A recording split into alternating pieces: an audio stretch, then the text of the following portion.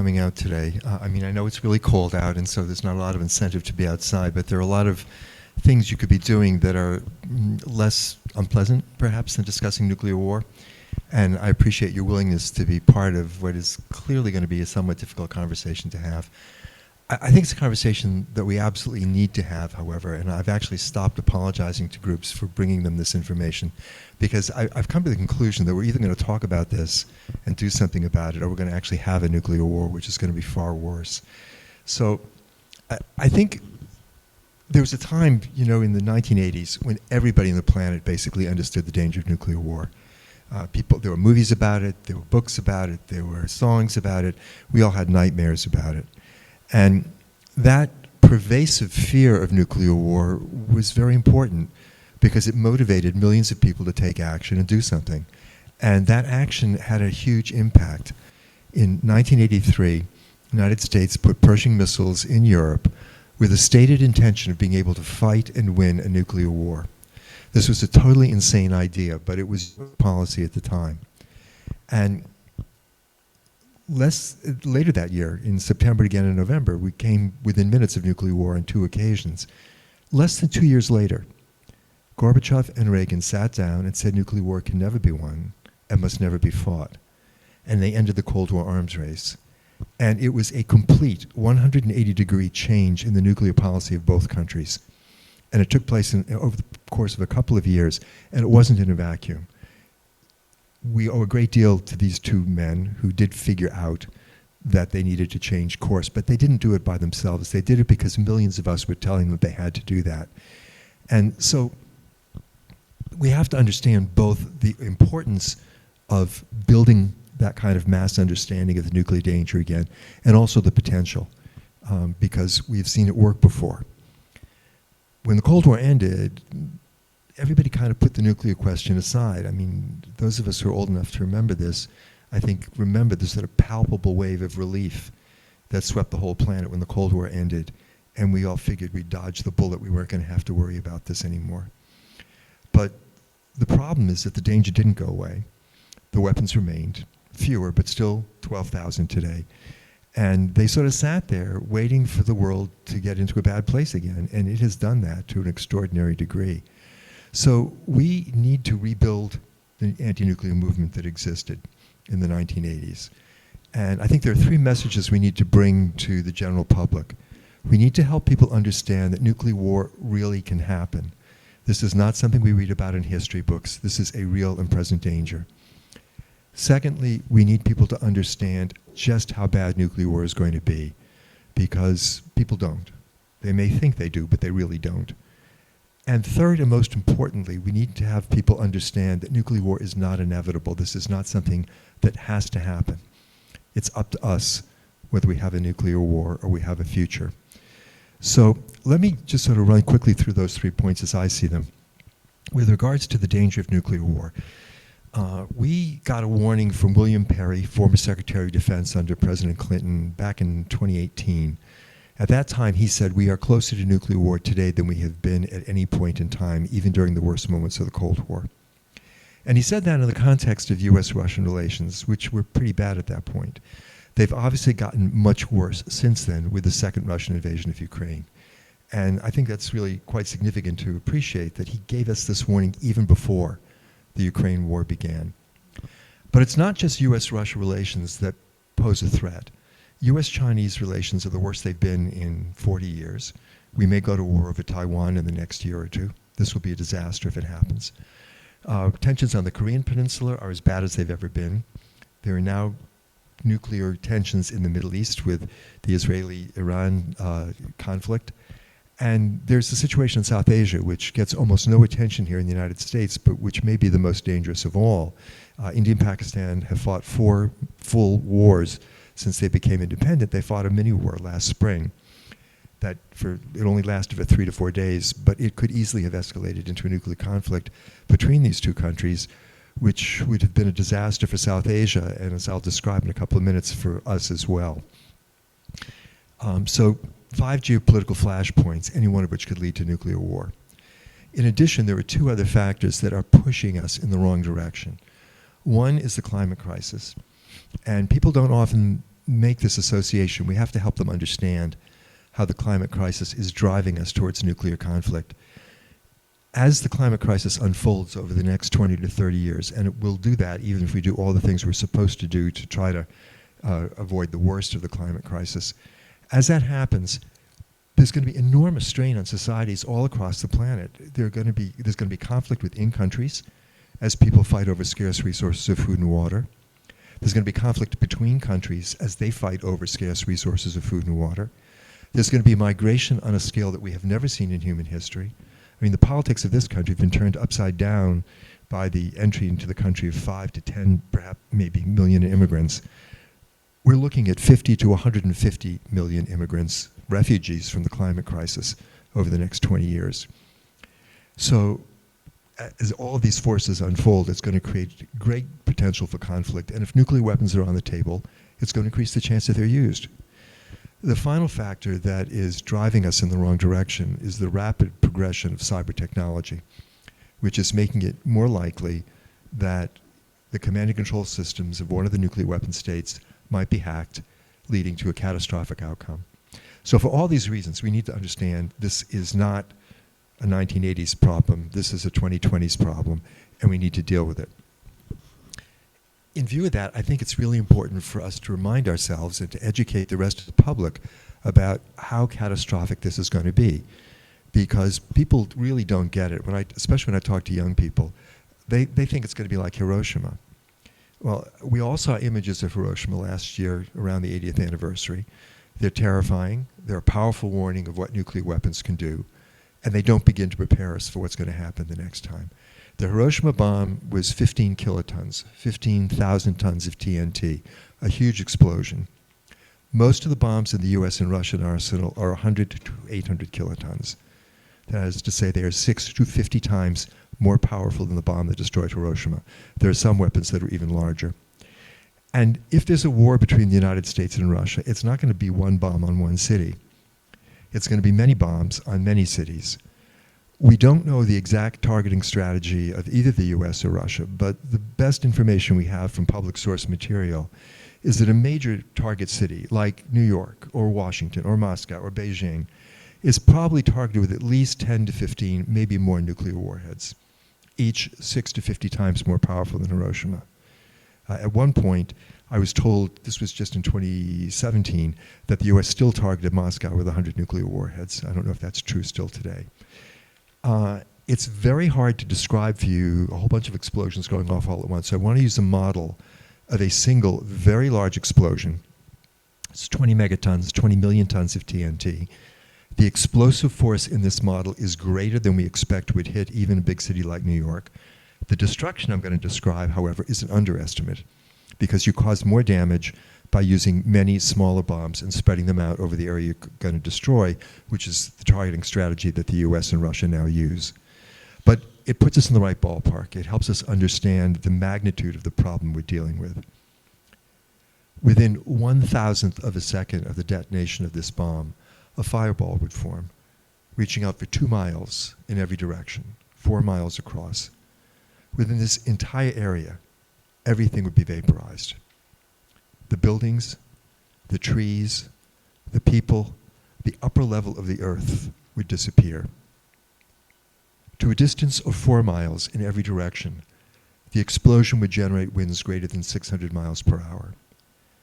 Mechanical forces of that magnitude essentially destroy anything that we can build. To a distance of 6 miles in every direction, the heat would be so intense that automobiles would melt. And to a distance of 16 miles in every direction, the heat would still be so intense that everything flammable would burn. Paper, cloth, wood, plastic, gasoline, heating oil, it all ignites. And you would get hundreds of thousands of fires, which over the next half hour would coalesce into a giant firestorm, 32 miles across, covering over 800 square miles. Within this entire area, the temperature would rise to 1,400 degrees Fahrenheit. All of the oxygen would be consumed, and every living thing would die. In the case of New York, or Moscow or Beijing, they're all about the same size. We're talking about 12 to 15, perhaps 18 million people dead in a half an hour. And if this were part of a large-scale war involving the United States, Russia, China, NATO, this kind of destruction would take place in every major city in all of these countries. All told, on the first afternoon, 3 to 4 dead. And those who survived would find themselves living in a wasteland that we can't begin to imagine. None of the things that we require to keep ourselves alive would be available. There'd be no electric grid, no internet, no cell phones, no food distribution system, no public health system, no system of law and order, no banking system. And the vast majority of people in the countries which fought this war, who did not die on day one, would die over the coming months. They would die from radiation exposure, from epidemic disease, from starvation, from exposure to the elements. But this is only part of the story, because I've only been talking so far about the war. This conflict would be a disaster for the entire planet. All of these fires would put enormous amounts of soot into the upper atmosphere, about 150 million tons, blocking out the sun and dropping temperatures across the entire planet an average of 18 degrees Fahrenheit. In the interior regions of North America and Eurasia, the temperatures would drop anywhere from 45 to 50 degrees Fahrenheit. Now, we haven't seen conditions on this planet that cold in 18,000 years, since the coldest moment of the last ice age. And under those conditions, which would persist for the best part of a decade, most of the ecosystems which have evolved since the end of the last ice age would collapse. Production across the entire planet would essentially stop, and the vast majority of the human race would starve to death. According to a study that was published in the journal Nature in the summer of 2022, following a war between the United States and Russia, 3/4 of the human race, 6 billion people, would starve to death in the first 2 years. The study only looked at the first 2 years. The famine would continue beyond that, and we don't know what the ultimate death toll would be. It is possible under these circumstances that we would become extinct as a species. That same study also looked at what would happen in a war between India and Pakistan, much smaller conflict. Pretty bad anyway. It was found that the short-term death toll would be close to 100 million people from direct effects, and that there would be enough soot in the upper atmosphere to cause global climate disruption and famine. Not as severe as we would see after a war between the US and Russia, but bad enough to kill 2 billion people worldwide in the first 2 years, including 130 million people here in the United States, and about half the population of New Hampshire.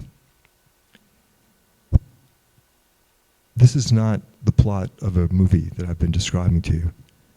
This is the danger which we allow to continue to exist every day that we allow nuclear weapons to continue to exist.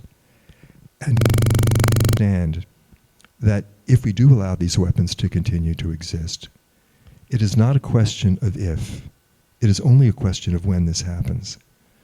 We know of at least 6 occasions when either Moscow or Washington actually began the process of launching its nuclear arsenal, always in the mistaken belief it was under attack by the other side, only to discover at the last minute that it was a false alarm they were reacting to.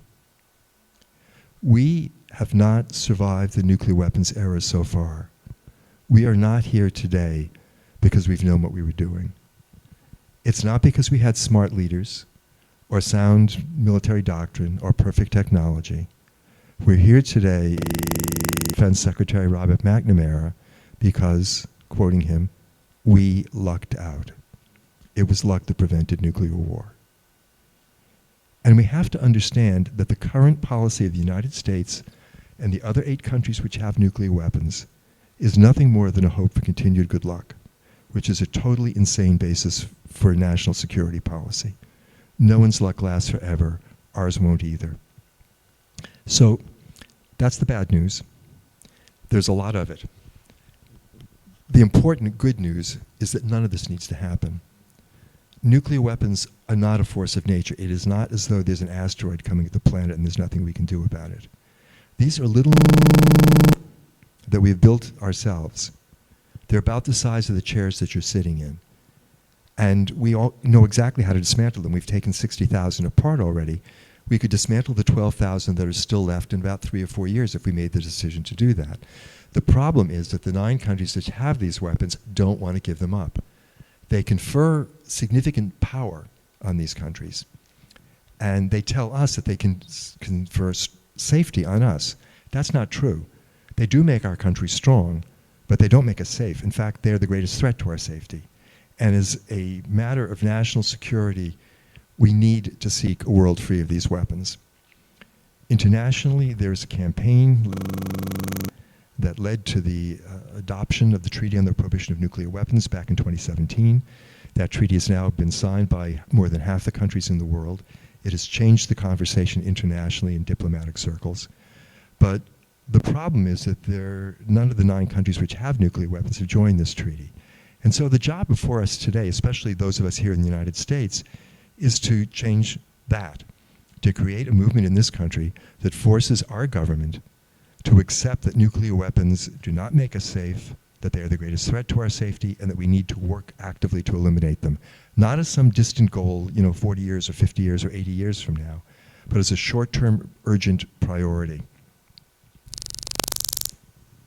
Here in the US, we started something called Back from the Brink, which is a national campaign modeled on the freeze movement of the 1980s to build a national consensus for this change in nuclear policy. The key, Janet mentioned the 5 planks in the Back from the Brink platform. What we've done is we've created a prescription for what US nuclear policy ought to be, and we're trying to get communities all around the country to endorse that prescription. The key plank in that platform is the call for the US to enter into negotiations with the other nuclear armed states. Somebody has to provide leadership to this process. We're hoping it will be the United States. It's the one place that we here as American citizens have leverage, and so that's what we need to be working for. There's no guarantee this will be successful.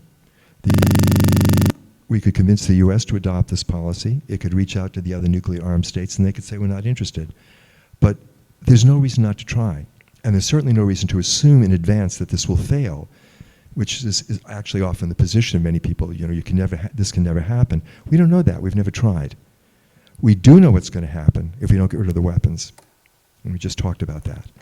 And so there's every reason to move ahead with this. Now, Back from the Brink started in Western Massachusetts. It had an early spread to here in southern New Hampshire. And we have gotten at this point, I think it's 74 cities and towns around the country to endorse this campaign, including most of the major cities in the country. We've state legislatures in California, Oregon, Maine, Rhode Island, and New Jersey to pass resolutions supporting this campaign.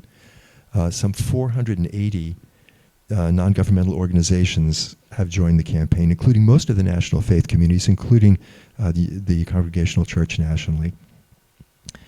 We have labor unions involved now, especially in Massachusetts, the Western Massachusetts Area Labor Federation, which represents 50 unions in the western part of the state, the Massachusetts Nurses Association, the Massachusetts Teachers Association, down in Connecticut, 1099, the Hospital Workers Union.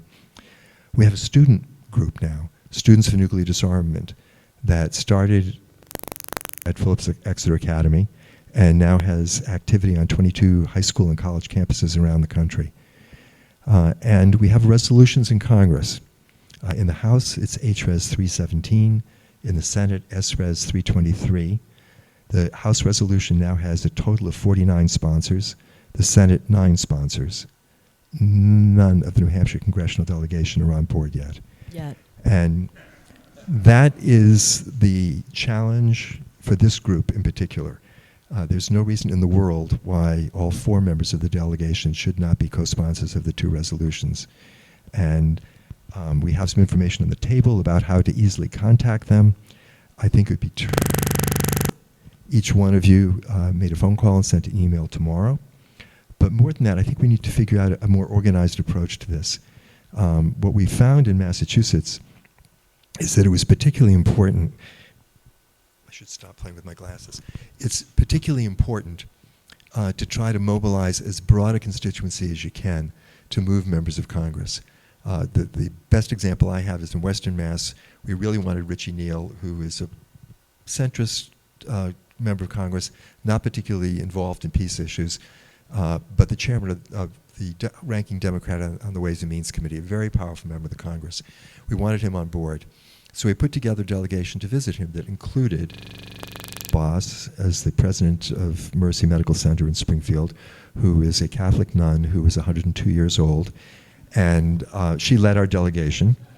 The current chair of the board of the hospital, who then recruited a Republican city councilor from Agawam, one of the cities in the district, a retired judge, and a friend of mine who is at the time was an active major general in the U.S. Marine Corps. He's since retired. And it was very hard for Congressman Neal to dismiss this delegation, especially when at the very end of our meeting, Sister Caritas turned to him and said, "So Richie, what are you going to do?" And he signed. And I think that's the kind of model that is going to be useful for people. We really need to figure out who in our personal networks we know who we can bring into this, especially people who are going to be hard for the members of Congress to ignore. So let me just say one other thing in closing. I'm sorry, I ran on longer than I'm supposed to. This is a very heavy thing that we're talking about. And it is a very heavy responsibility on all of us who know about it. I mean, if you know that the whole world is at risk, and you know that there's something you can do about it, you have a responsibility to take action. And that feels, I think, to all of us as something of a burden. I think we need to look at this in another way. We need people who we reach out to look at it in another way. Every one of us wants to do something good with our life. We want our lives to matter. Those of us who are living today have literally been given the opportunity to save the world. And there's nothing better that anyone can ever do with his or her life. And especially when we're talking to young people, I think we need to emphasize this. This is, in some ways, the greatest challenge humanity has ever faced. It is the greatest adventure, if you will, in our history. And we can be successful. We can get to a point in a relatively short period of time, 5 or 10 years, when we can all look in the mirror and say, I helped save the world. And that's going to be a really great thing. And I think that's the way we need to look at it. For those of you who are concerned about the small children here hearing about the horrors of nuclear apocalypse, fear not, they are my children. And one of them is named Cyrillina, after a friend of mine from the Republic of the Marshall Islands, who taught me everything that I know about the history of nuclear weapons testing and the impact that it had on her family. And having a daughter named Cyrillina is an incredible reminder of the ways in which that history is alive and the ways in which we are all connected. So I want to start today by saying thank you to all of you for being here. I'm sure some of you got up not paranoid about the threat of nuclear apocalypse. Welcome to our world. There's a lot going on right now that's really scary and that feels overwhelming. And I just want to emphasize what Ira said at the end, which is the capacity that we all have to make an enormous difference. And one of the things that I think about a lot is how do we convince other people to care about something that we care so much about? How do we convince people to do something about the world that we're living in to make it a better place? And I think that stories are an incredible tool that we have at our disposal. And I'm a historian. The last time I was in Durham, I was here for a job talk. I did not get hired. I have been told often that my work was too political. So this is why I have entered the political arena. So a couple of things that I want to share with us, but the first one is a question that I have for you before you give your questions to us. And that question is, what comes to mind when you hear the words atomic bomb? The Cold War, duck and cover drills, Godzilla, SpongeBob, Downwinders, Hiroshima, Nagasaki, Los Alamos, the Manhattan Project. What sights and sounds and people come to mind? Could you think of the Marshall Islands? Located about halfway between Hawaii and Australia, it's a constellation of islands spread out across almost 1 million square miles of ocean. If you squished all of the islands together, the landmass would be almost as big as Washington, D.C. In the capital, Madro, there's a single road filled with trucks, filled with school children, trees that have blossoms that are so orange that when the wind blows, it looks like they're on fire. At low tide, you can go all the way out on the reef to where the ocean meets the land, and you can collect shells that look like jewels and snails. This is the place where I lived for 3.5 years. It's the place where I learned how to make flowers like this. It's the place where pictures like this one of the Bikinians leaving their home island in 1946 were taken. And it's a place where nuclear apocalypse has already happened. 80 years ago, the United States began a series of atomic tests in the Republic of the Marshall Islands. At the time, the country was under U.S. martial law. The U.S. liberated the islands after World War II from the Japanese, and they became part of a U.S. territory that was greater in size than the continental United States. Beginning in 1946, the United States dropped 67 nuclear weapons on the Marshall Islands, irradiating the land and the water and the atmosphere, poisoning 23 Japanese fishermen, thousands of American service personnel, and generations of Marshallese people, including the family of what we call Big Sierra. The story of what happened in the Marshall Islands is such an incredibly important story, and it helps me appreciate the stories that we have to tell and how powerful those stories can be. But in order for us to tell stories, we need to listen to the stories that people are telling about us. So most people in the United States don't know anything about the Marshall Islands. They don't know about this history. But in the Marshall Islands, everybody knows about the United States. They have 2 holidays celebrating their relationship with the United States. The first one is on March 1st. It's called Nuclear Victims Remembrance Day, because on March 1st, 1954, the United States dropped a bomb that created an explosion hotter than the surface of the sun. It was the biggest thermonuclear weapon ever exploded at that point in time, and remains the most powerful nuclear weapon that the United States has ever detonated. The United States didn't move the people from the surrounding islands when the United States detonated that bomb. And afterwards, snow rained down on the people there, or at least they thought it was snow because of the stories that they had been told by the American missionaries who had lived and worked in those islands for generations. It wasn't snow, right? Days later, when people's skin started peeling off in ribbons, and months and years later, when women gave birth to babies they called jellyfish babies because they had no bones and their skin was translucent, they realized that it wasn't snow, that it was poison. And they had no word in their language for it, so they still call it poison. There's another holiday, though, in the Marshall Islands that celebrates the relationship between the Marshall Islands and the United States. And that holiday was created after this happened. It's a holiday called Gospel Day, where they celebrate the arrival of the American missionaries and the gospel to their islands. When I went to the Marshall Islands, I knew very little about this history, and I made it my job to teach other people about it, because I believe in caring about people and caring about stories, we can change the world. Now, the story of the Marshall Islands is one that I thought was mine, but this past July, when I was at the naturalization ceremony at Strawberry Bank in Portsmouth, one of the women had a flower like this in her hair.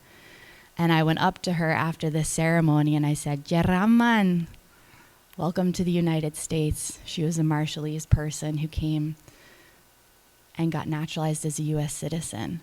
When I was up in Conway, a woman came up to me and she said, "The Marshall Islands, that sounds really familiar. My dad, I think he was there cleaning up nuclear waste in the 1960s and 70s.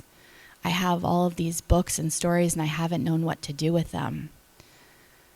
On the first day that Trump was inaugurated this year, one of his first acts was to stop the review of medical claims for Americans who were involved in the enrichment and processing of uranium. When people ask me, what does this story of nuclear weapons have to do with affordability? This isn't something that people care about. People have enough on their plates. I tell them there's a lot of reasons that we should care about this story, right? We spend as much money on nuclear weapons each year as we do on SNAP. And yet we never have this conversation about how we can save money or cut the budget when it comes to enriching or expanding our nuclear arsenal. Instead, that conversation seems to fixate on how we can make poor people hungrier or poorer. It's wrong. Now, I would love to turn us over to questions, but I also want to end what I'm going to say right now somewhere similar to where you ended your comments, Ira. I was a good historian in some ways and a bad historian in others, because one of the things that historians never do is predict the future. And I was never perfectly satisfied with that as a historian. And so what I've settled on is helping to shape it.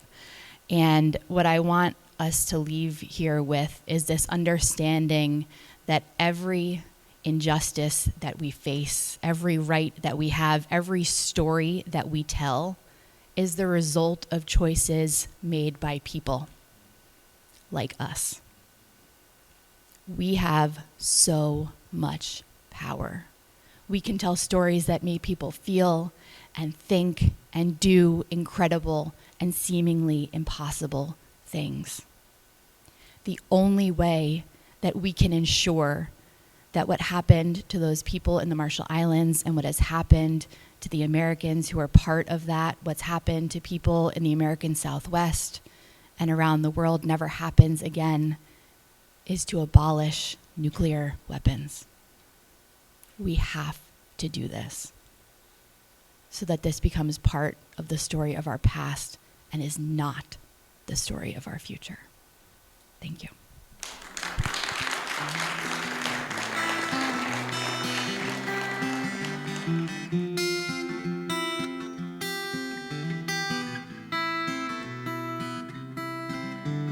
Once upon a time, they used to tell the kids, don't worry about the bombs. Someone far away might want us dead, and if they did, we'd all be gone. I wondered if the Russians loved their children too, along with all the rest. And no one paid attention to the Marshall Island children in the tests. The worries of the Cold War kids, they slowly slipped away. Mutually assured destruction was too much to take. We watched the war game endings and they didn't have the heart. Then we signed the SALT and INF and SORT and a new start. But now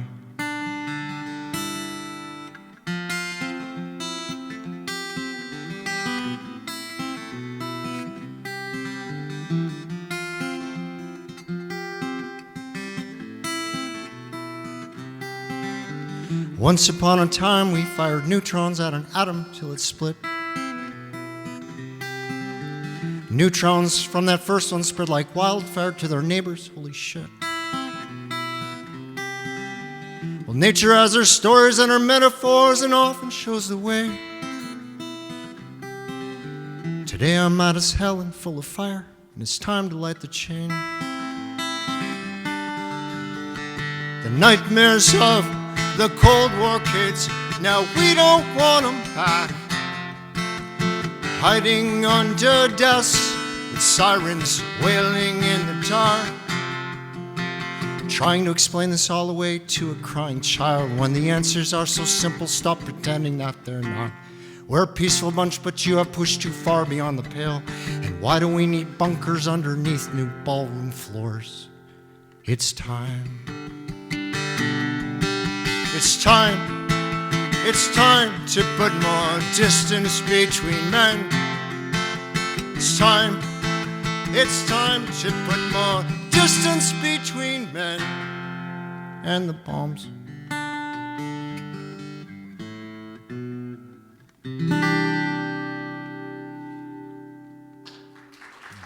Excellent. This is a lot to hold. The reality of nuclear risk in the world right now and the lived legacy of nuclear policy, especially in the Marshall Islands. And many of us feel this in our minds, but in our bodies. So if you're willing, I'd like for you to take a moment with me and do a little breathing exercise to center. So if you could put your feet on the ground and just loosen up. I personally carry the tension in my jaw, so I got to loosen mine a little. And then just take a big, deep breath in, pause at the top, and then let it out fully.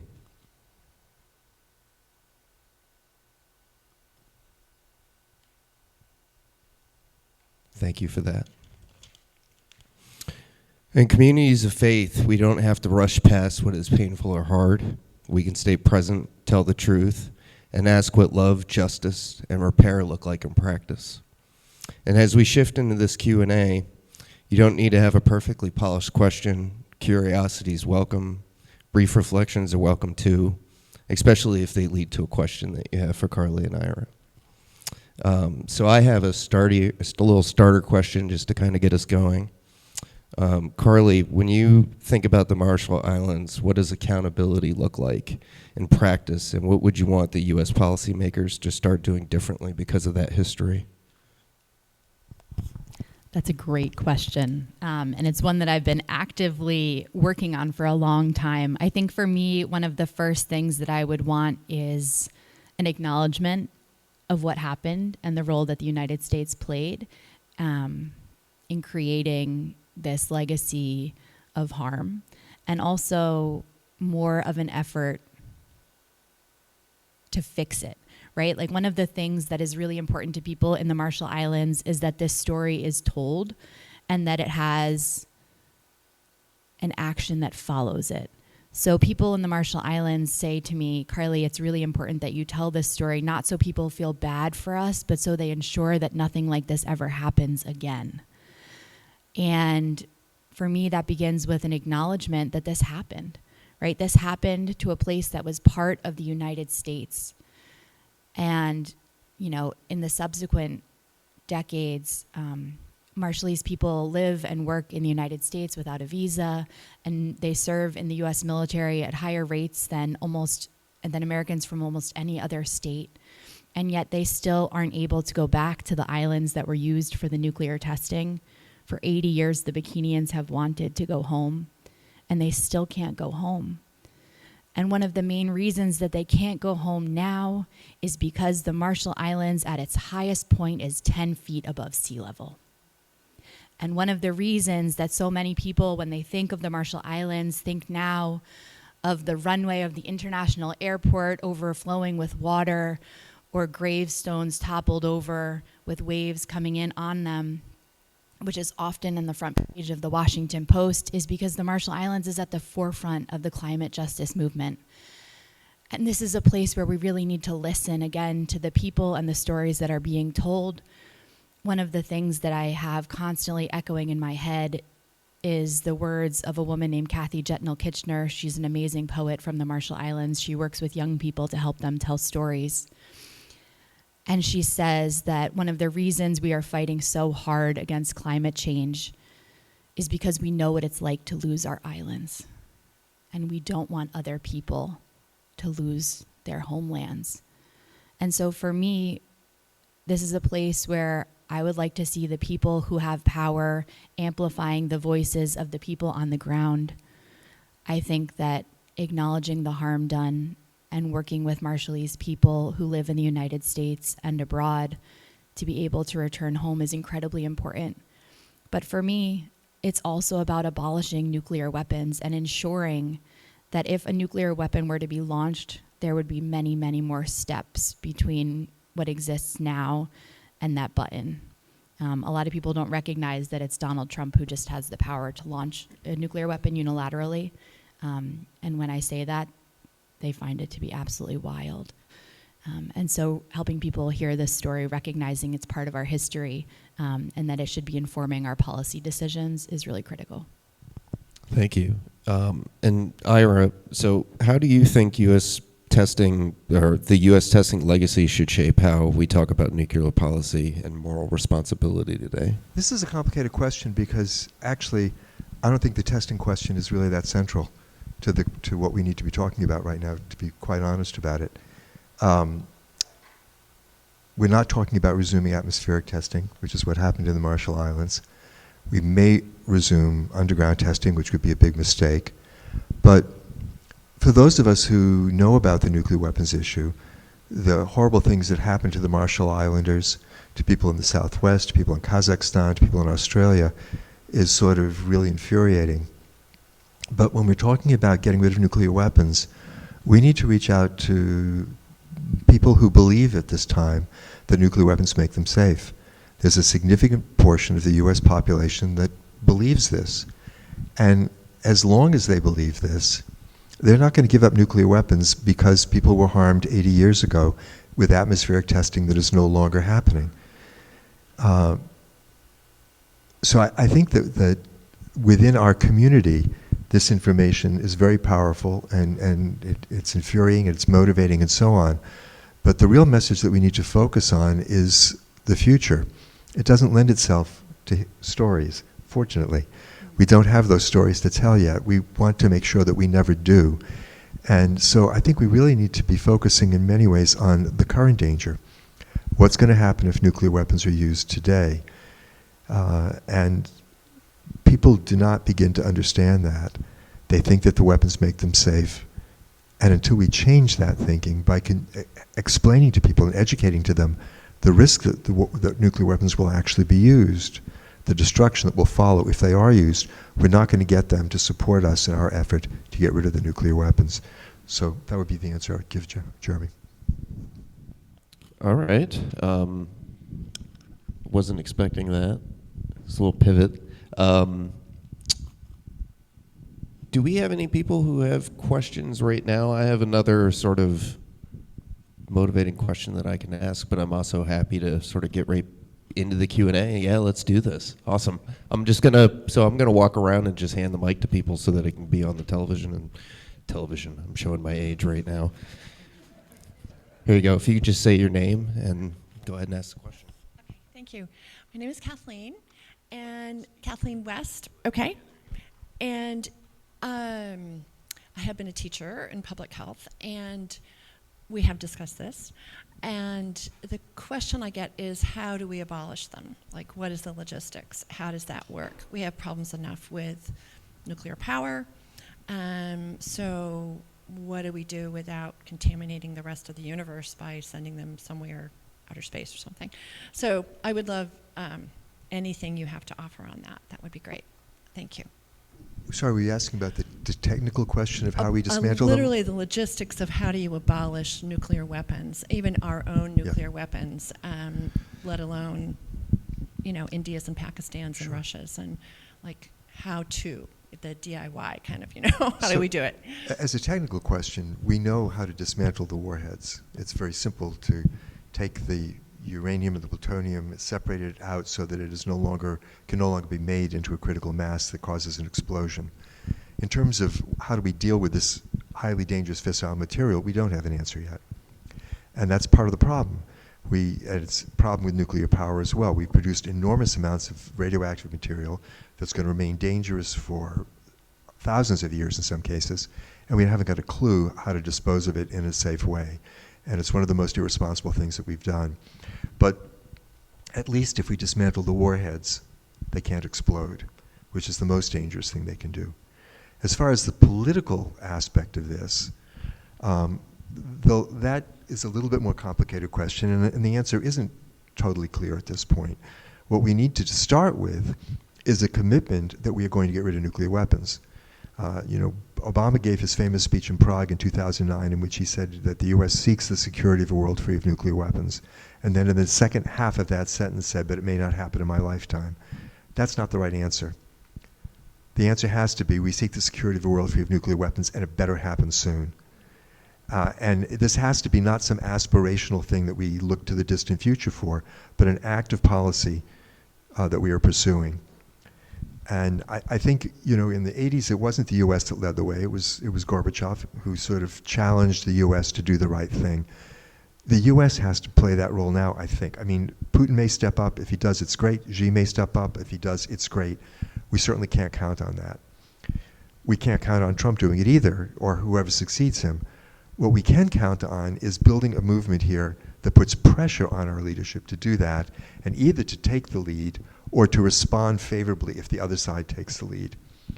And I think the way this would play out, the most probable course is that the U.S. president, whoever that may be, makes a decision that it is in U.S. national security interest to seek a world free of nuclear weapons now. And that person sits down, probably with Xi first, and says, look, you got a nice country, we got a nice country, things are going pretty well, there's no reason to blow this up, that's what we're about to do. Let's figure out how to get out of this mess that we've created. And that's essentially what Gorbachev and Reagan did in the 80s. They just sort of said, look, this is crazy. We both have this policy that we're pursuing of building up more nuclear warheads. If we keep going in this direction, we're all going to die. So let's do something different.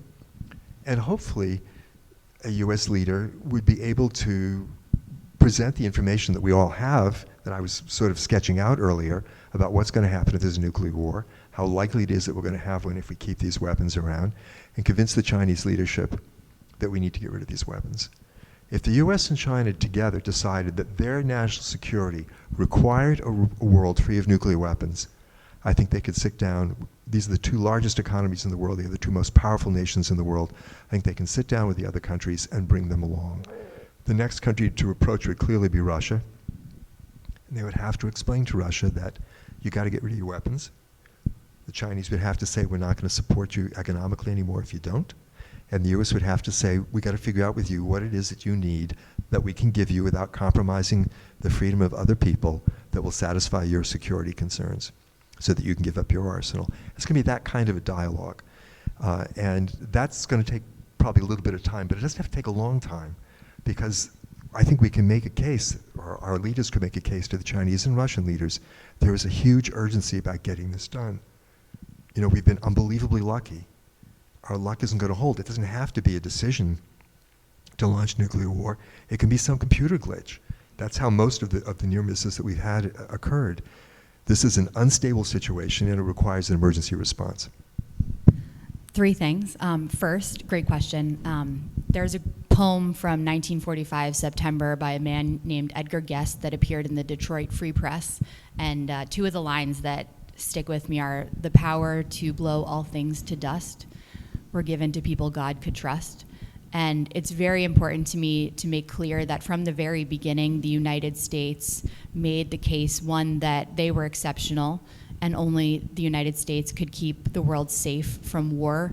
When the United States started Operation Crossroads, which were the first two atomic bomb tests in the Marshall Islands, the United States was the only country in the world with nuclear weapons, right? And the idea was it's the nuclear weapons that are necessary for peace, and that has never been true.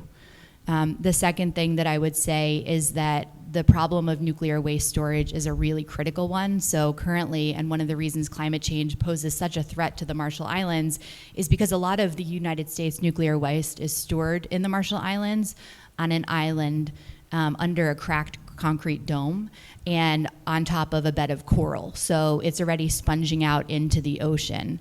And we have not, to emphasize what Ira said, come up with a better solution since then. This is why I'm opposed to more nuclear energy plants being built in the United States.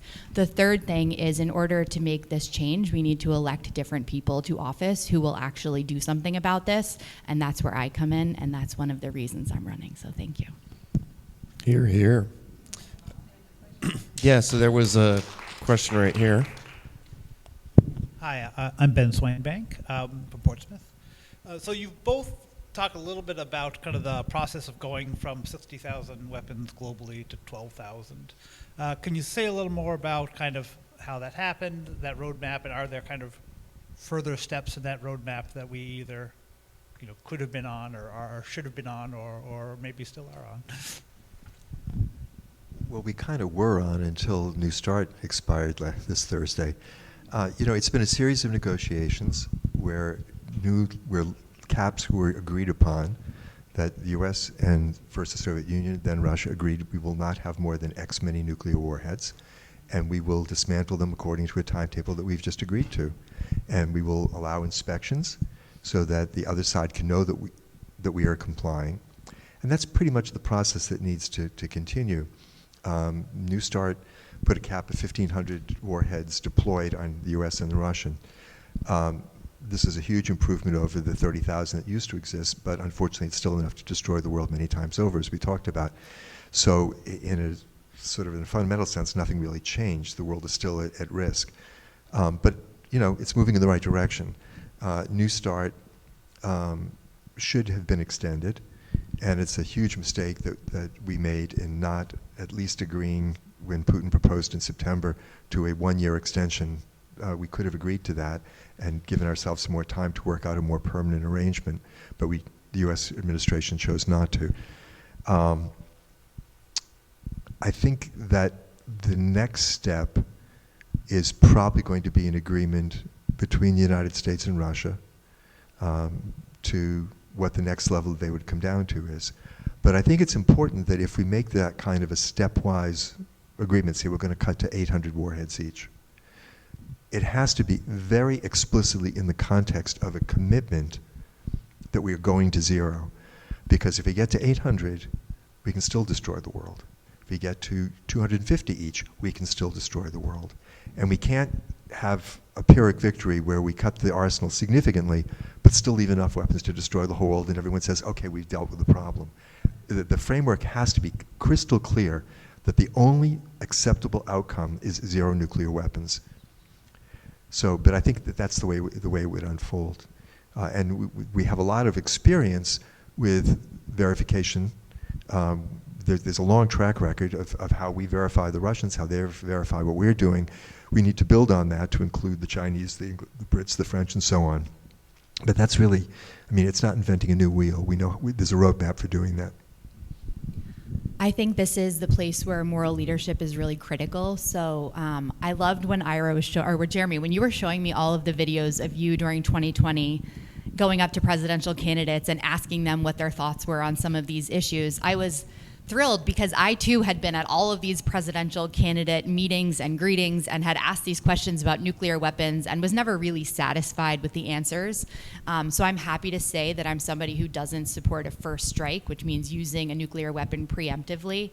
And I also think, again, we need to be recognizing the ways in which this question of nuclear weapons and defense ties into so many things that we all care so much about already. Right? We need to be holding our elected officials and the people who are going to be in a position to make policy related to this area accountable for the actions and the unintended consequences of the decisions that they are going to make. So I would encourage everyone here to ask people who are running for office what their position is on this. I want to know that the people who are responsible have a position, right? They're coming at this from a thoughtful place and they're able to account for the decisions that they are making. The other thing that I would say is that, how do we go about this? Like, what do we do logistically beyond electing people who are different? I think recognizing that there is no inevitability here, right? Like, we have gotten lucky. We are very fortunate to be able to be in a room like this right now. We have the opportunity to do something about this. And it is incumbent on us to use that opportunity to create a much safer world than the one we are currently living in. Like, how awesome would it be if the doomsday clock next year wasn't 85 seconds to midnight, but went back to like 17 minutes to midnight, right? Let's buy ourselves some time. Thank you. I'm going to sprinkle a little on top of your remark. So when you were talking about talking to our elected officials, I think that especially goes for our local elected officials, like town councilors and city councilors and mayors. because Ira and I pretty regularly hear this refrain, which is that, oh, that doesn't sound like a local issue. Well, if you ask the mayor of Hiroshima whether that was a local issue or not, I think that you'd hear something different. Additionally, Mayor LaChapelle from Northampton, Massachusetts, came back from the brink to the third meetings of the state's parties in New York City last March. And I heard her bring up something that really resonated with me, which was, do you think that FEMA is going to be able to respond to any of this, right? If there was an attack on the United States, is FEMA capable of responding to that? Because if the answer, and I think we all agree the answer is no, then which political level of government ends up dealing with that? That's the local government. So just putting that out there. It is definitely a local issue, for sure. Any other questions? Hands? Nice, I like it. I'm going to come over here. Thank you. Love to see the enthusiasm. Thank you.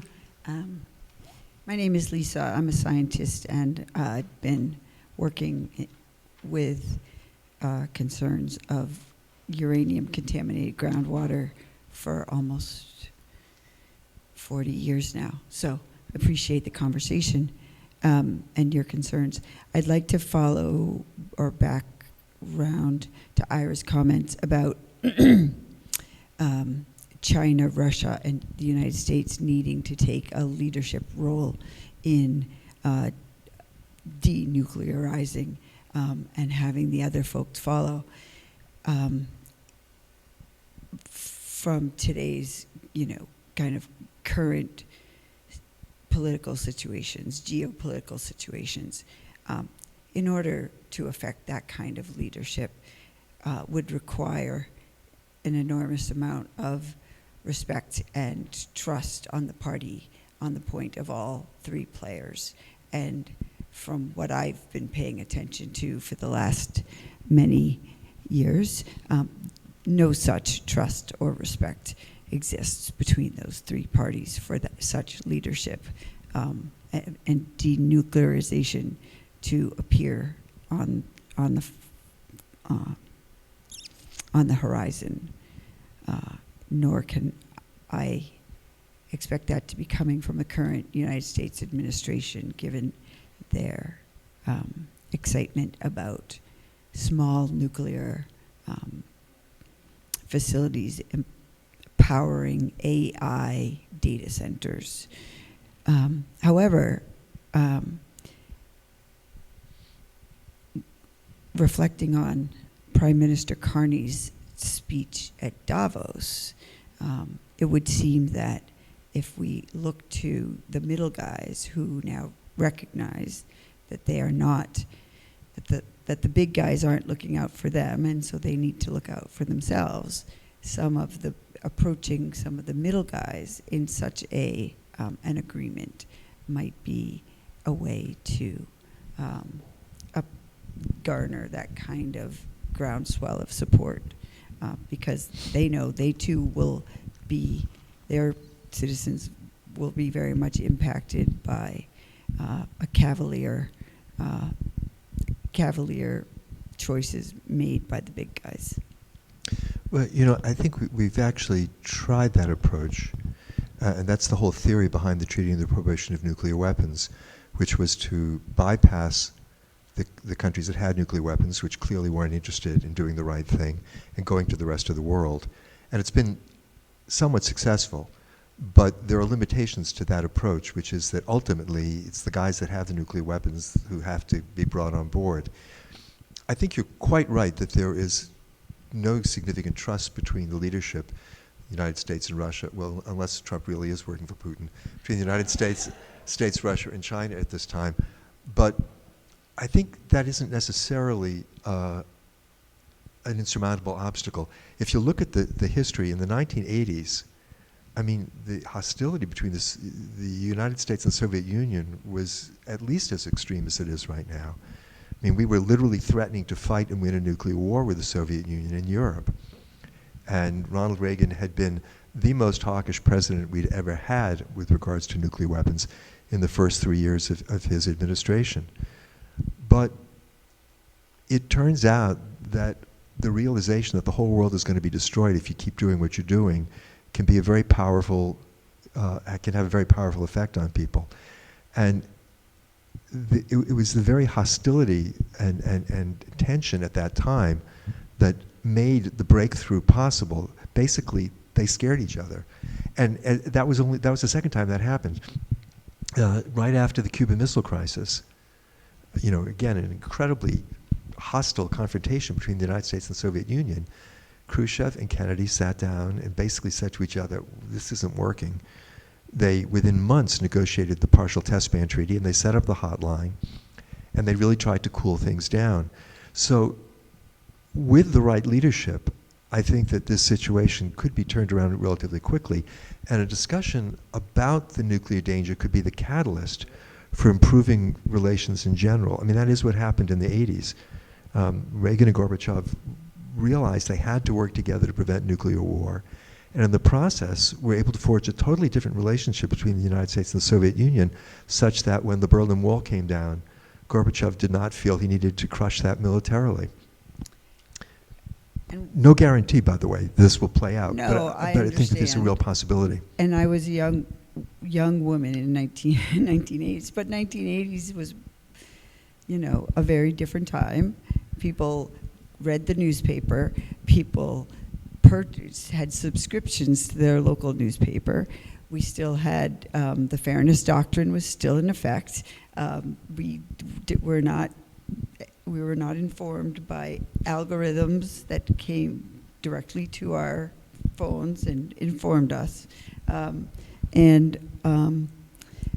We didn't have a 34 times convicted felon after causing an insurrection reelected to an office by a majority of the American electorate. Well, that's true, but it's not a reason not to try. I mean, Not to try at all, and I don't mean to say. We also didn't have the ability that we now have to organize ourselves. I mean, we used to do phone trees. And again, I'm very much in support. I just don't see the three current leaders of those nations being willing to give up any spot. Oh, Lisa, I think, this is such an important question. I mean, I'm so curious to hear more about your work on contaminated water. But I think the larger point that you're raising here about trust is a really critical one. That, to me, is political moment, and this election is all about, right? And this is something I don't have the only answer to, but the question, it remains, right? How do we rebuild trust? How do we build enough trust in one another, in our leaders, in our institutions? How do we rebuild that trust? Yeah. Not lying is a really critical part of it, right? Being honest, being accountable.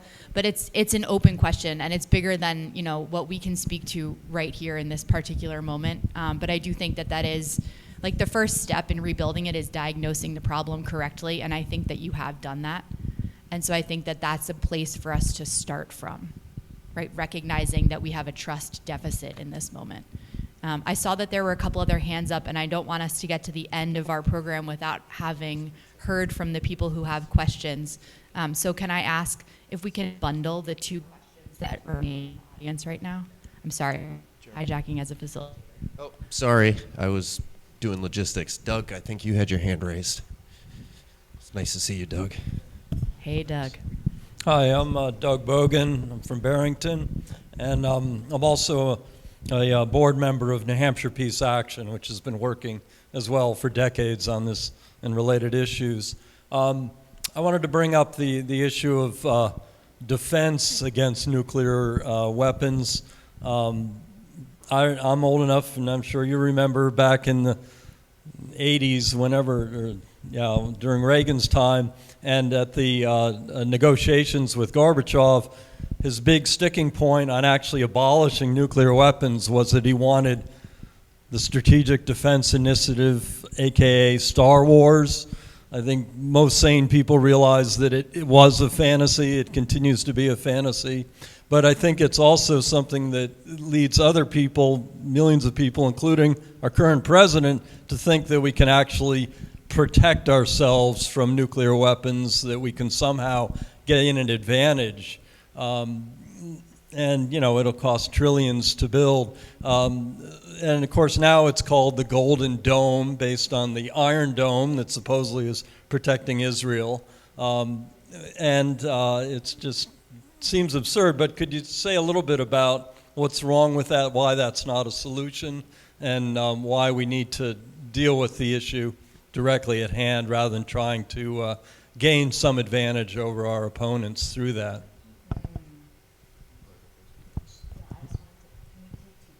Yeah, sure. What was the other one?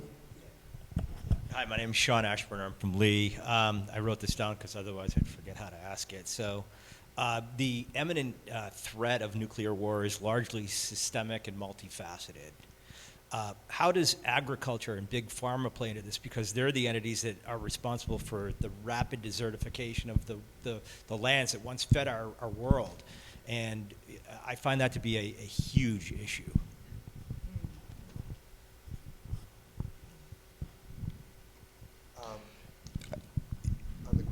On the question of Star Wars, the Golden Dome,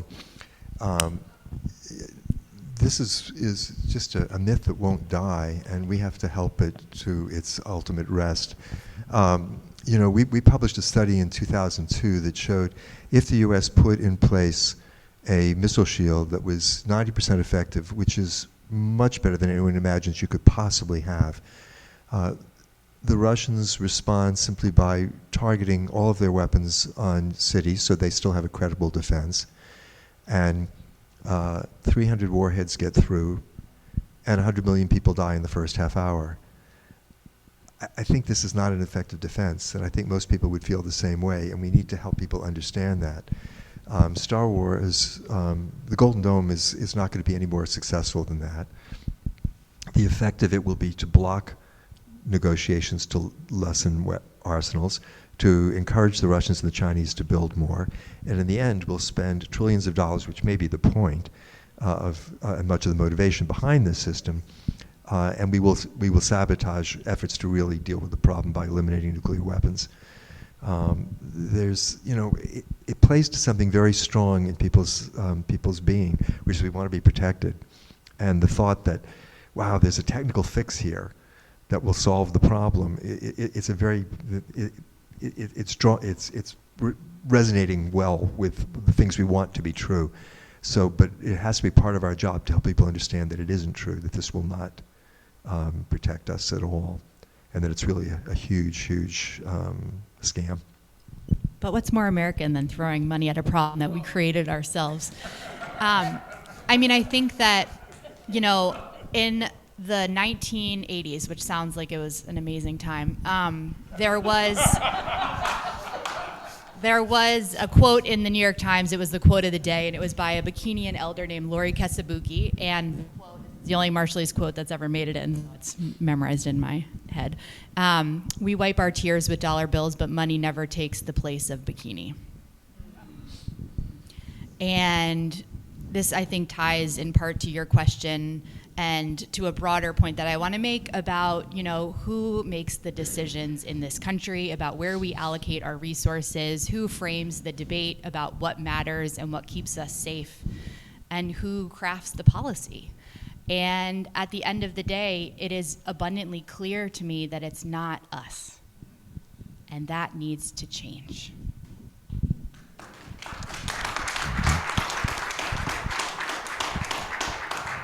With regards to the second question, I'm not sure what the role of Big Pharma is. I think I'm much clearer on the role of what the military-industrial complex is in terms of driving this whole process forward. It's not the only force that pushes us in the direction of maintaining a nuclear arsenal, but it's certainly a very important one. The defense industry spends, I believe the figure was $80 million a year lobbying, which is, as a lobbying budget, is gigantic. And they are trying very hard to make this a jobs issue. As though that was a reason to destroy the world, to create jobs. which is essentially what they're saying. But I don't know if pharma in particular is playing a special role in pushing this forward. Carleigh? Has anyone here ever seen an intercontinental ballistic missile launched? I have. It is something that the United States continues to do. We have a military base in Kwajalein, and we test intercontinental ballistic missiles from Vandenberg.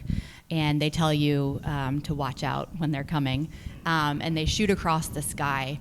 And I remember seeing one when I was in the Marshall Islands, but the time that I was most afraid was when, and these are not nuclear-armed intercontinental ballistic missiles, we're still just testing them in case. But the time I was most afraid is when the Seabrook nuclear power plant alarm went off by mistake a few years ago. I don't know if anyone remembers that or if you had them. I live in Hampton.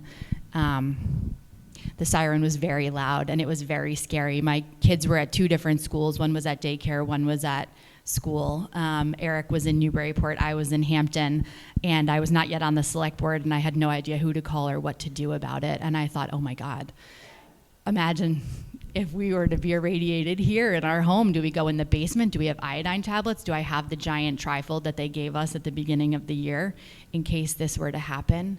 Where can we be safe? Where can we be safe? And, there's a lot on the table here when it comes to the questions, right? How do we get rid of nuclear weapons? How do we keep ourselves safe? How do we make up for past wrongs? And ultimately, I think it's also about the fact that if we don't have nuclear weapons, we won't have nuclear war. If we don't have nuclear weapons, we won't have to stay up at night worrying about nuclear holocaust. If we don't have nuclear weapons, and if we hadn't had nuclear weapons, none of those people in the Marshall Islands would have been sick. There is one way out of this, and we can talk about all the people and all the money that goes into preventing that truth from being abundantly clear to all of us, right? We spent $100 billion+ on enlarging our nuclear arsenal last year. If we're not going to use nuclear weapons, why does it have to be so up to date? Why do we have to spend more money than we do on SNAP on it? If we want things to be different, we have to change them. If we do not want nuclear weapons, we have to get rid of them. Right? This is something that all of us can do. We all have so much power, right? We have power, and that is incredibly important. And I think at the end of the day, right, if we're worried about what's going to keep us safe, we have to remember that we are the ones who are going to keep ourselves safe, right, by demanding an end to nuclear weapons.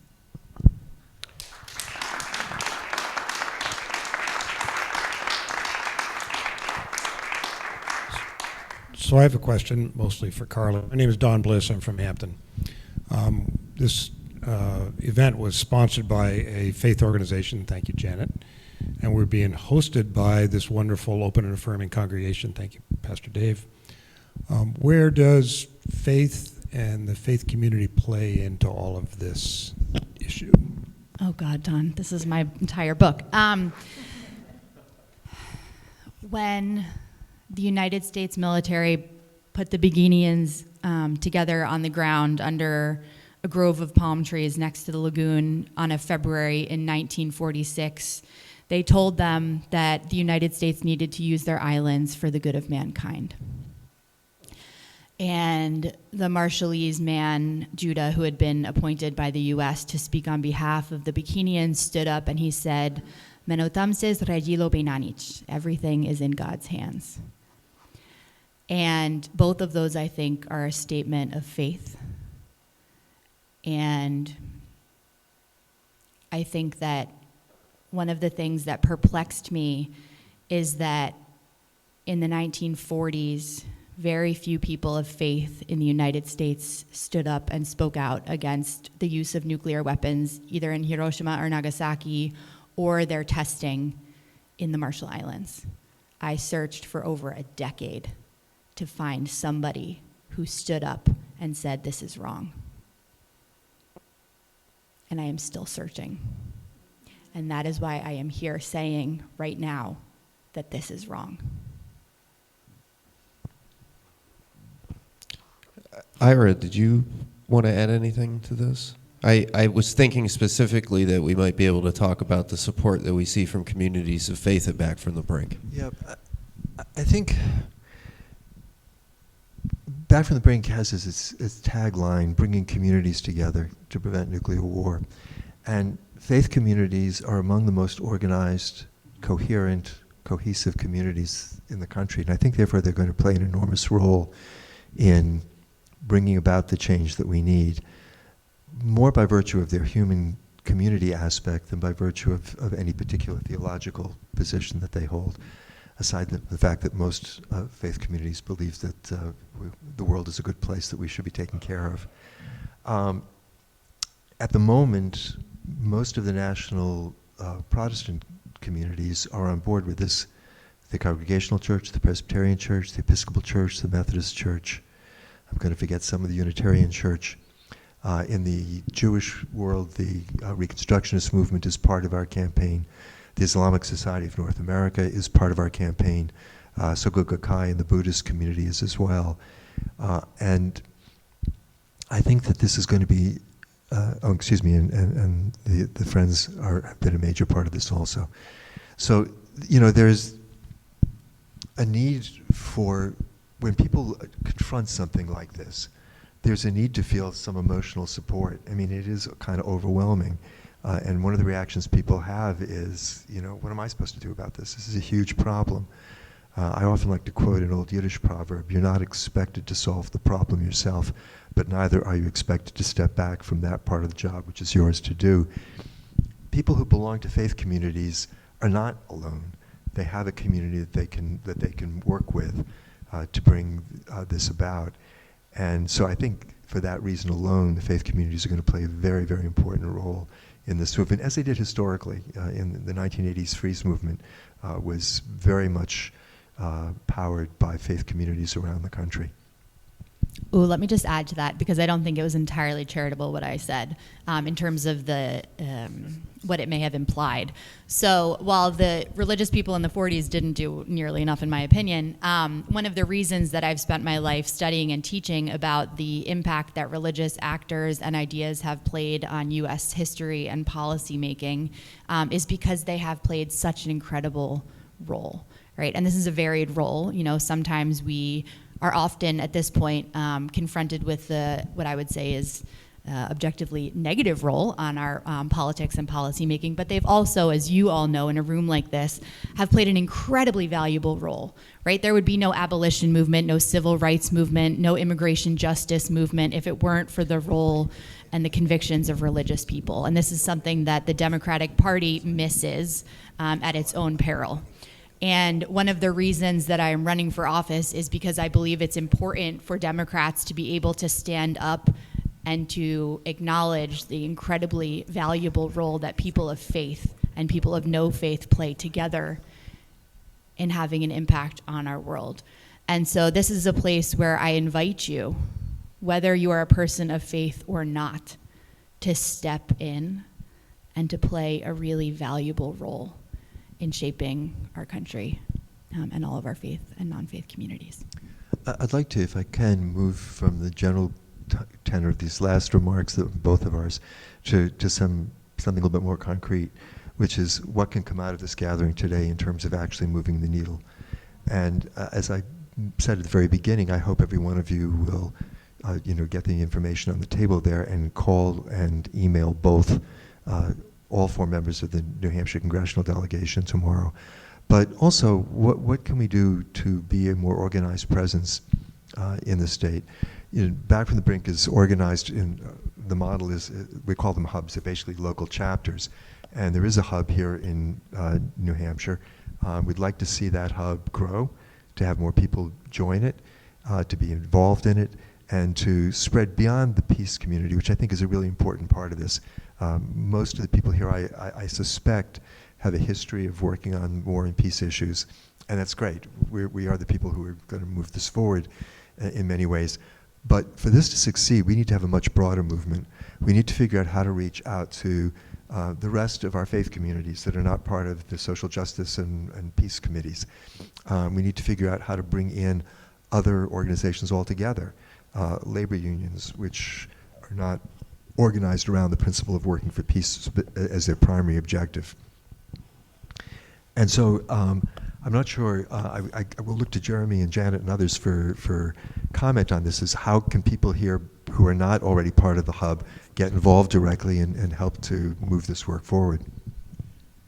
Well, we're going to give you some little extra encouragement to get on the phone and get in your email tomorrow. By the way, if a congressman or senator's office receives 6 calls on the same topic in one day, that goes directly to the desk of the senator. Everyone in this room contacts both senators and both congresspeople. I guarantee it's going to be on the desks of those 4 folks before the end of the day tomorrow. So that is an action you can take. This will be on the table by the registration. You can take a photo of that QR code. It will lead you to the site. The things to remember are it's Senate Bill 323.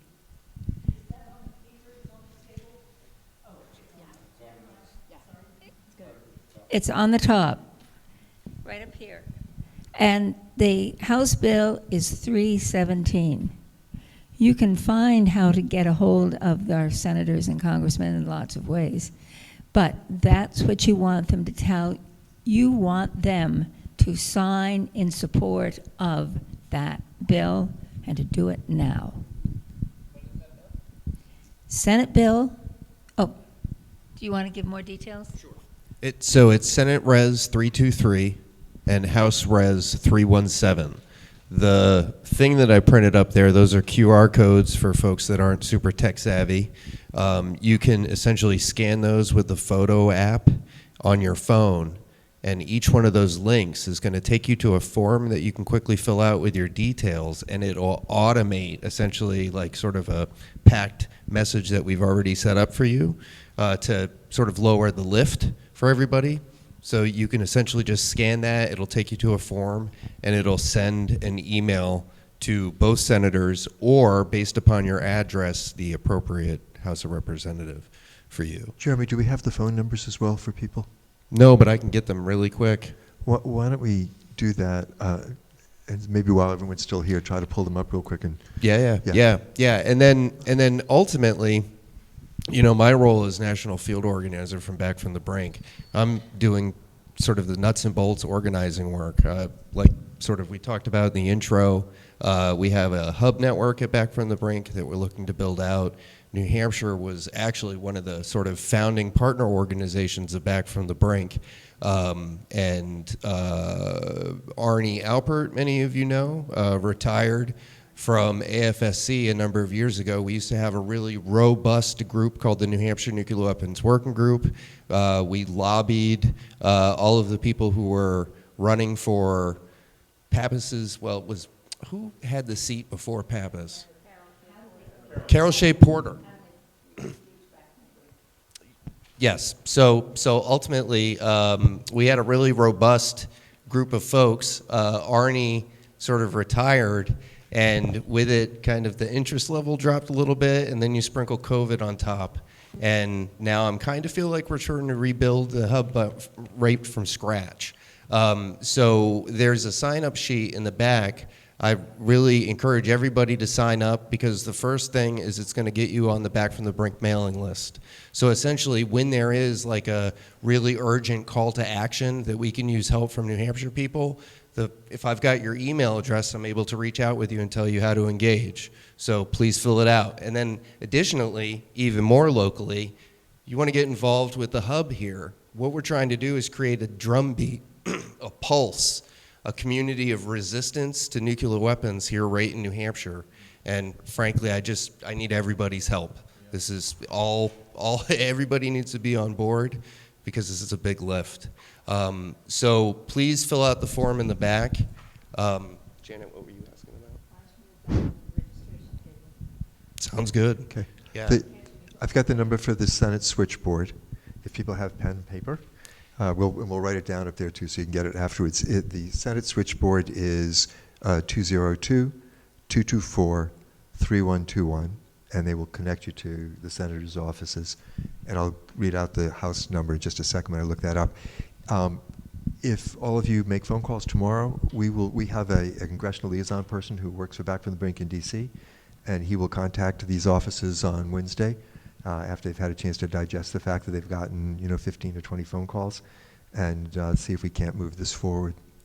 Yeah, and something that you can do right now, if you are able to do the things on your phone, is to scan those codes. Again, essentially, it's got sort of like a form letter with some really good language that we've used, and it will just quickly send that email right to those offices. Is it, are you asking for both phone calls and the emails, or one or the other? I mean, I'm all on board for both. Like 2 touches versus 1. Yeah. Oh, go ahead, Janet. If you're calling, you don't need to say a lot. You need to say who you're from, that you're deeply concerned about nuclear weapons, and you want that individual to be on board signing support for. And you've got to give them the address, that number, so that they know exactly what you're asking them to vote for. That's. Go ahead. You also have to be really clear that it's HRES 317, not House House Bill. Sorry, it's res. So it's HRES 317 and SRES 323. Right. The switchboard. Resolution, not a bill. Yeah. There are bills with those numbers. Yeah, we don't want that. Yeah. House res. So And just- the phone number for the House, it's the same switchboard. So the same phone number for the House and Senate, 202-224-3121. And they can connect you to all 4 of the offices. Yeah. And then I just want to add this too, speaking to sort of the actual efficacy of this. So back in 2019, I think, back when I was still serving as a board member in New Hampshire Peace Action, I was able to get the list of all the New Hampshire supporters, New Hampshire Peace Action supporters from. No, it doesn't matter. Who was in office before Maggie Benner? My brain. Annie Custer. Annie Custer, yes. So I pulled a list. My brain is not working right now. I apologize. So essentially, I pulled a list of supporters of New Hampshire Peace Action in Annie Custer's district. And I spent an afternoon calling probably just shy of 200 supporters. And I touched base with, I don't know, maybe a third of them. And I got strong commitments from everybody I talked on the phone that they were going to hang up with me and call her office. In less than a week's time, she co-sponsored the No First Use bill. And so that was like a direct tit-for-tat sort of thing that happened that demonstrates that we actually do have agency when we work in concert with one another. So I'm going to let that be the last thing I said because it kind of came out nice. And please sign up for there's the sign-up sheet in the back. I'm going to go stand back there. We also have pamphlets about Back from the Brink. And we also have these really cute stickers that are kind of positive. A couple of them are Back from the Brink ones, so if you want to sort of do some low-key advertising for Back from the Brink, you're welcome to. But then there's also ones like, I'd rather be eating cake than suffering from a nuclear war. And I think that we all would agree that we'd rather be eating cake. Yeah. And I'm going to give Janet the back. Okay. Are there any last comments from Carleigh or Ira? I just wanted to say thank you, Janet and Jeremy and Ira and Marcus and Don and everyone who is here today. This is a really, really strong step in the right direction. Leadership is all about making people care about something and then do something about it. And for those of you who are religious, Jesus started with 12 people, and here we have quite a larger assortment, so that's great. This really is something that we can make a difference on. For anyone wondering, what is the message? Is this a partisan issue? Nuclear weapons don't discriminate, right? This is something where we can all get involved and we can all make the right move. So thank you. And to use your Jeremy drum roll thing, right? It's like a little MLK quote. Let's be drum ragers for justice, right? Let's do something here.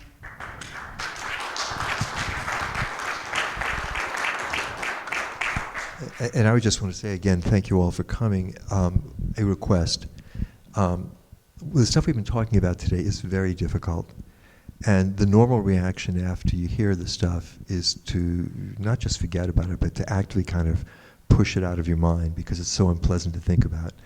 And my request is don't let that happen. When you leave here today, you have to hold on to this. You have to figure out how to keep it in your mind and the part of your mind that motivates your behavior. Don't be overwhelmed by it, but don't let it get pushed aside. It's okay to be a little bit uncomfortable, which is what we're all going to be thinking about this, rather than being very uncomfortable if we're not successful. So, thanks. Well, I want to, as we end, I want to thank everyone. I want to thank Dave for hosting us here and the Community Church of Durham. I want to thank Marcus for the music. What a treat. I want to thank CJ for videotaping. Jeremy for facilitating. And certainly to Carleigh and Ira for coming here today, and Don for your organizing. Thank you all, and mostly to all of you for coming. So you have a couple of things on your way out. You have a sign up with Jeremy, and you have to get out your camera and take a picture of the QRs, or take a picture of the phone number that you need to call. So there's a trainer on the way out the door. Thank you, thank you, thank you, thank you. Thank you.